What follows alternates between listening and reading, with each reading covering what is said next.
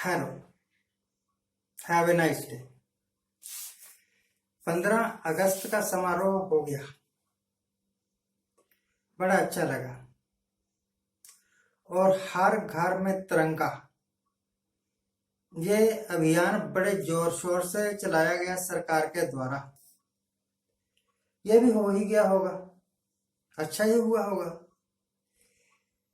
तो मैंने सोचा कि इसका एक फैक्ट चेक कर लेता हूँ। कल शाम को लगभग 3 बजे मैं अपने घर से निकला और लगभग 50 किलोमीटर तक मैंने सफर किया। इसमें थोड़ा सा हिस्सा पंजाब का और बाकी हिमाचल का। कई गांव आए। 50 किलोमीटर काफी लंबा सफर है। तो भैया 5 जगह मुझे ऐसी मिली। एक तो कार थी जिसके ऊपर राष्ट्रीय ध्वज फहरा रहा था, और 4-5 जगह, 1-2 जगह अपनी दुकानों पर लगाया हुआ था लोगों ने। एक कोई सरकारी बिल्डिंग थी उस पर लगा हुआ था। एक कोई घर था कोठी टाइप, वहां भी लगा हुआ था। 50 किलोमीटर के दायरे में जो मैंने सफर किया ना, इसमें कम से कम 8-10 गांव आए। यहाँ तो अगर घरों की संख्या ही गिनी जाए तो कम से कम 800 घर होंगे। 800 घरों में अगर 5 जगह तिरंगा दिख भी गया तो क्या हो गया, इतना तो पहले भी होता ही था। हाँ, एक जगह मैंने जुलूस देखा। हाँ, जुलूस देखा। राम कुमार राम का एक बीजेपी का लीडर है। वो पिछली बार इलेक्शन लड़ा था परंतु हार गया था इलेक्शन में। उसने अब कुछ अपने गांव के लोग इकट्ठे किए, कुछ अड़ोसी पड़ोसी गांव के लोग इकट्ठे किए। 3 ट्रैक्टर थे, 3-4 कारें थी, 2 जीपें थी खुली हुई, और बाकी स्कूटर मोटरसाइकिल थे। ये टोटल लगभग 18 व्हीकल होंगे, 20 होंगे। इन्होंने एक खुली हुई जीप में डीजे लगा रखा था, उसमें देशभक्ति के गीत भी बज रहे थे। तो इन्होंने जरूर झंडे लगाए हुए थे। और राम कुमार ने ये जुलूस इस करके नहीं निकाला कि उसको देश से बहुत प्रेम है, इस करके निकाला कि उसको लगता है कि इस बार जो हिमाचल में इलेक्शन होने वाले हैं उसमें इसको टिकट मिल जाएगी बीजेपी की, और ये इस बार इलेक्शन जीत भी जाएगा। उसको लगता है, मुझे नहीं लगता। मुझे नहीं लगता, मुझे इस करके नहीं लगता। मैं सच्ची बात बताता हूं आपको। एक लड़का है, एक पंचायत में चपरासी का लगा हुआ, वह चौकीदार होगा। उसकी बेटी होगी 18-20 वर्ष की, बीमार। तो बेचारे चपरासी की इनकम कितनी होती है? पीजीआई से इलाज चल रहा है। उसने इनको एक एप्लीकेशन दी कि महाराज मेरा हालत खराब है, मेरी बेटी बीमार है, मुझे थोड़े पैसे दे दीजिए, सरकार से दिलवा दीजिए इलाज के वास्ते। और सरकार देती है, सरकार देती है। ये जो सीनियर सिटीजन जिनको पेंशन लगती है ना, अगर ये एप्लीकेशन दे दें कि भैया मेरी आंखें खराब हो गई है, मैंने आंखें बनवानी है, तो मेरी आंखें बनवा के दो, तो सरकार ने इसके वास्ते एक बजट रखा हुआ है 7,500-7,500 रुपए का। और ऐसे डॉक्टर भी हैं प्राइवेट जो कहते हैं आप आओ, हम आपकी आंखें मुफ्त में बना देंगे।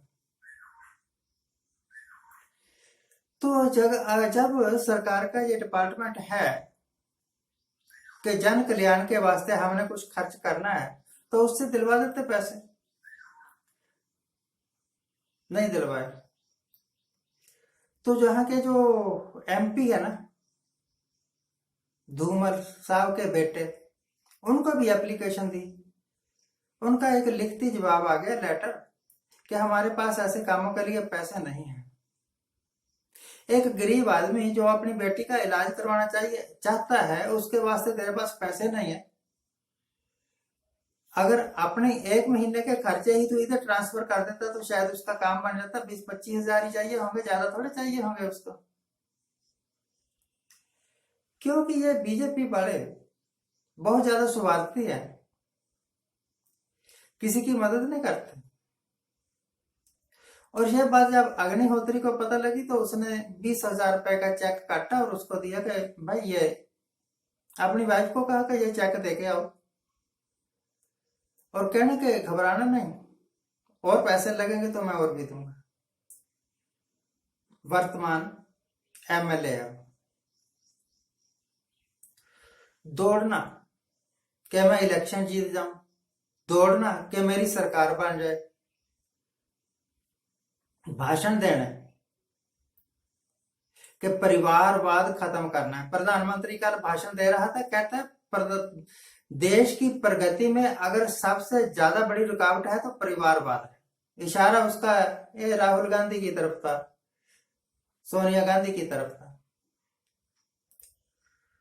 तो अगर इनमें परिवारवाद है, राहुल गांधी, सोनिया गांधी, राजीव गांधी, इंदिरा गांधी वगैरह, तो पहले प्रेम कुमार धूमल था, अब उसका बेटा धूमल है। तो यहां नहीं है परिवारवाद। सेंटर में 303 बीजेपी के मेंबर हैं, एमपी हैं। उनमें से कम 100 एमपी होंगे ऐसे जो खुद भी पॉलिटिक्स में है, उनके बेटे भी पॉलिटिक्स में है, उनकी बेटियां भी पॉलिटिक्स में है। यहां नहीं है परिवारवाद।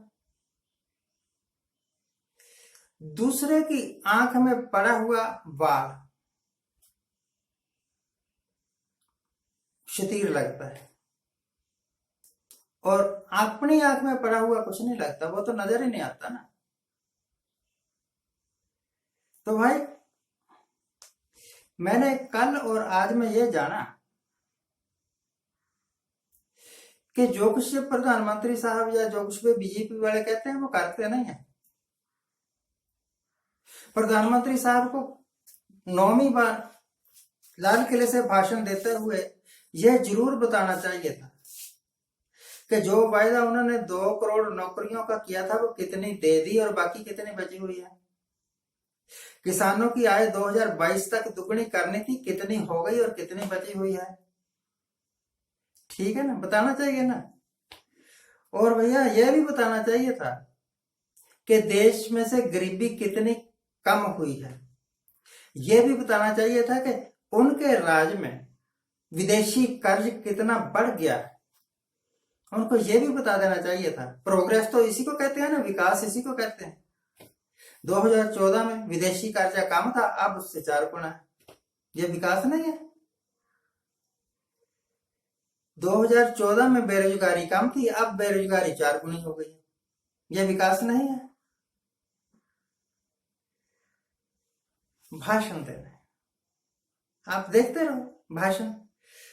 2019 में या 2017 के आसपास प्रधानमंत्री नरेंद्र मोदी ने कहा था कि मेरा एक सपना है कि 2022 तक हर एक हिंदुस्तानी के पास घर होगा। तो अब तक तो इन्होंने सर्वे करवा लिया होगा कि हिंदुस्तान में कितने लोग ऐसे हैं जिनके पास घर नहीं है, और कितने करोड़ ऐसे हैं जिनको ये घर दे चुके हैं। सही बात है ना, है? जो कुछ आप कह रहे हैं उसको कर भी रहे होंगे तो प्रोग्रेस रिपोर्ट तो दिखानी चाहिए ना। आज के लिए इतना है। आज जिनका जन्मदिन है उनको हैप्पी बर्थडे। आज जिनकी मैरिज एनिवर्सरी है उनको बहुत बहुत शुभकामनाएं। राजनेताओं के भाषण सुनते रहिए और खुश होते रहिए।